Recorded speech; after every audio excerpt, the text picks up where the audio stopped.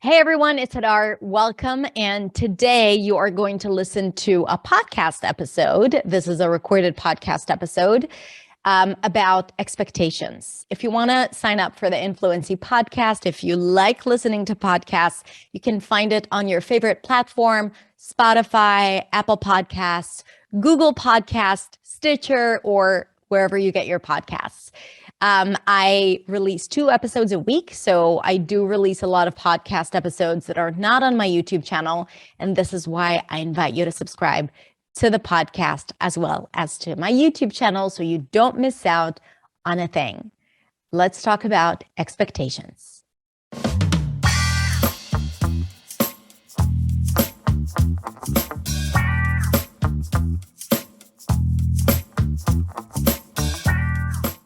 Hey everyone, welcome to the Influency podcast. I'm so happy to have you here with me.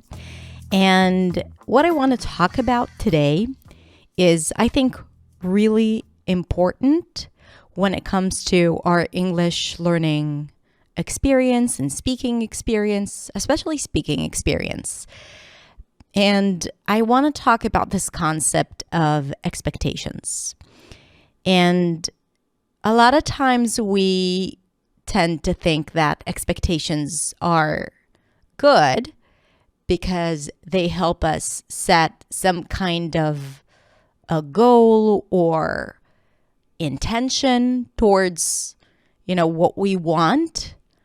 And, when we think about successful people, in the way society have taught us to think about successful people, we think about people who have high expectations of themselves and they work hard at not failing those expectations. But my question for you today is, do those expectations really serve us? And I want to talk about the difference between expectations, intention,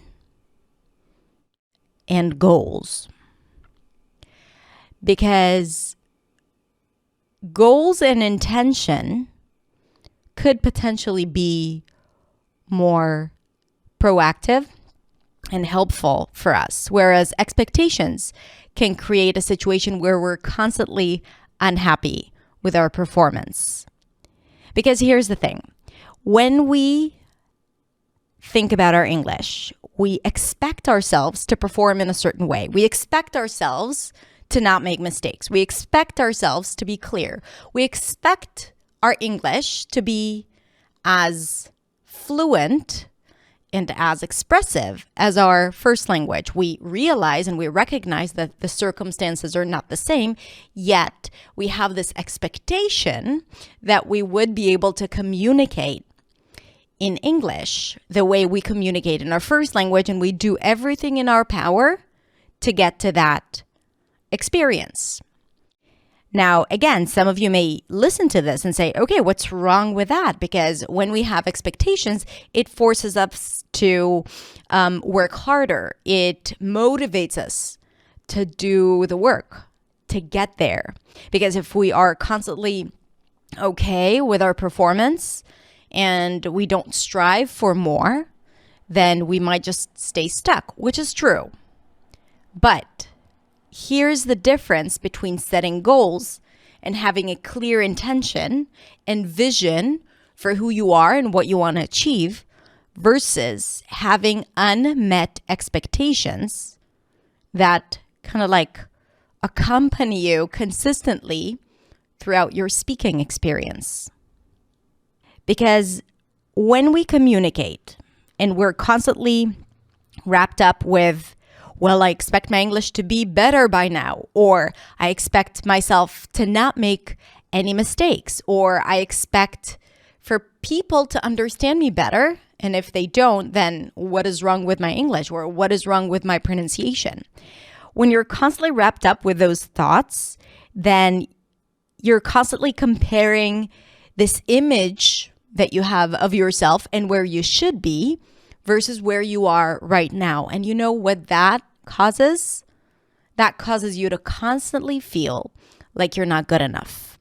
Now, in the human experience, we're already constantly feeling like we're not good enough. Society does a really good job at making us feel not good enough, right? When we look at ads, when we watch television, when we watch movies, there is this ideal depiction. Because when we watch movies, or when we listen to TV, listen to the radio, watch YouTube videos, there is this ideal depiction of reality, right? What reality is when we, scroll through social media, how people look, how people sound. And there is like this, it always looks ideal and very different from who we are, which constantly makes us feel not good enough and average. And let me tell you this, you're not average.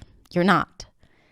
But you might be feeling average because you're constantly comparing yourself to all the shoulds in your head, right? Where you should be by now, how your English should sound by now.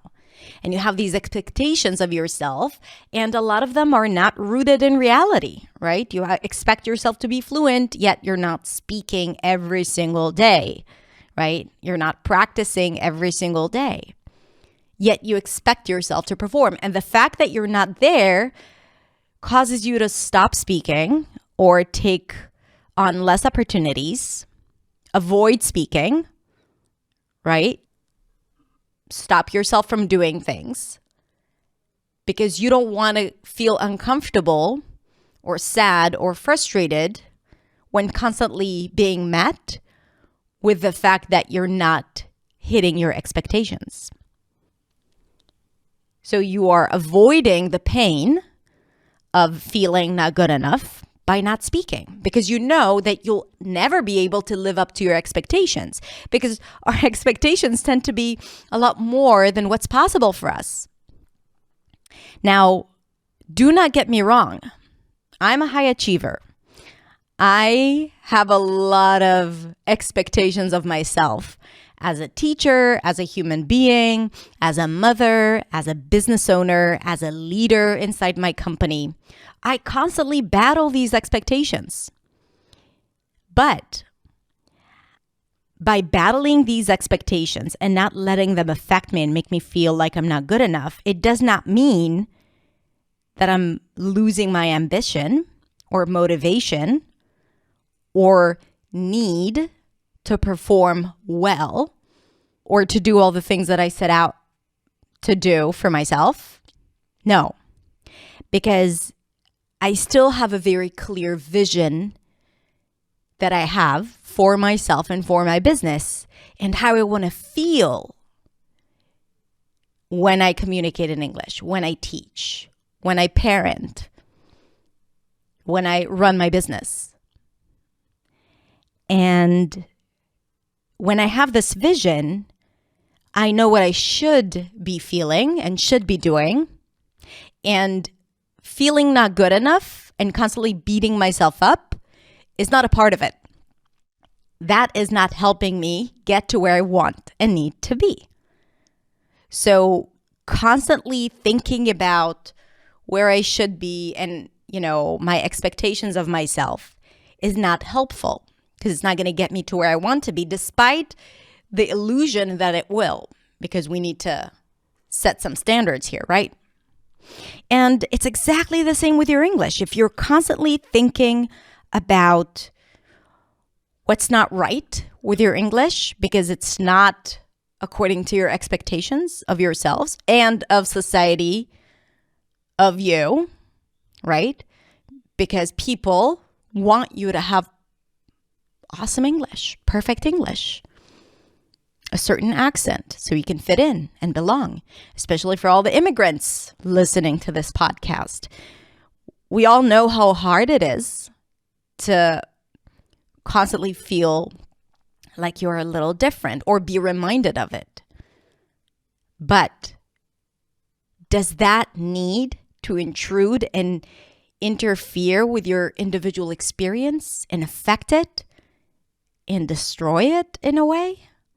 Are you willing to let all those external expectations of others of you, and then ultimately of yourself of you, are you going to let it affect you and succumb in a way to these expectations and constantly feel mediocre, not good enough, average, frustrated, sad, fearful, right? All those lovely negative emotions that are a result of, us thinking about ourselves as, we're not there yet. And not in a good way, right? Like not in a good, we're not there yet, but I'm on my way there. I'm working hard every day to get there. I'm learning every single day. No, this is not, if this was your experience, then of course you wouldn't be feeling not good enough because you'd constantly be focusing on the positive and you'd be proactive. No, because those negative emotions cause us to stay stagnant, to not take action. Again, we're really trying to ultimately avoid the fear or the feeling of the fear or the feeling of the shame or the feeling of the frustration. So ultimately, the right thing to do is to think clearly about the expectations that you have of yourself. And you need to do two things. One, to make sure that this is not something that you're constantly thinking about when you're speaking. And you'd know that this is what's happening when you would find yourself feeling, oh, shoot, I didn't get that right. I made a mistake again.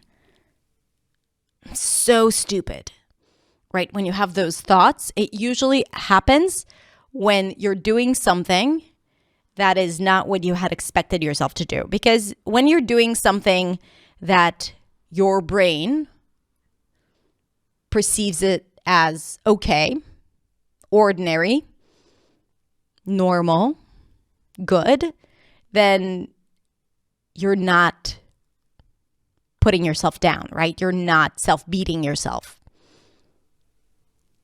But when you're doing something that is different from what you expect yourself to be or to behave, that's when the pain starts.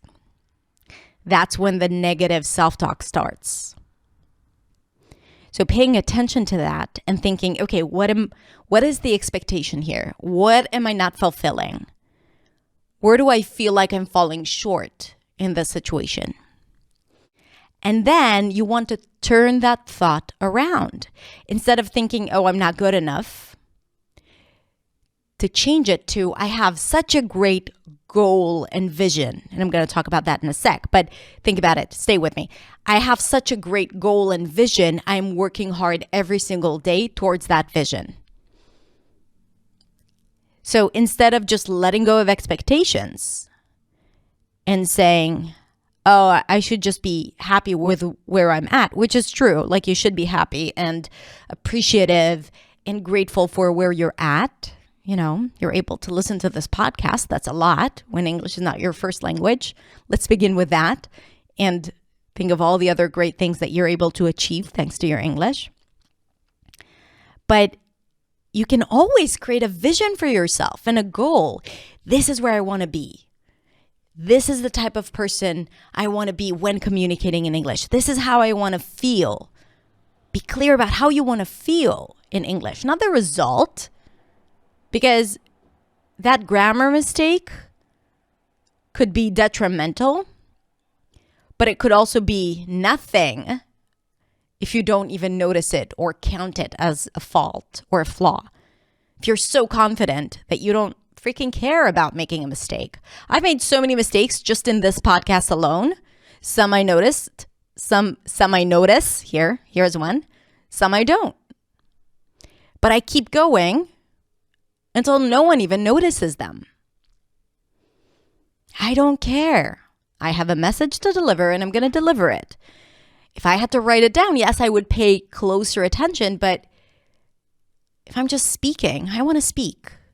Because if I constantly have to stop and think about how to say something, I would never have that healthy flow of thought that allows me to communicate something that is deeper than grammar.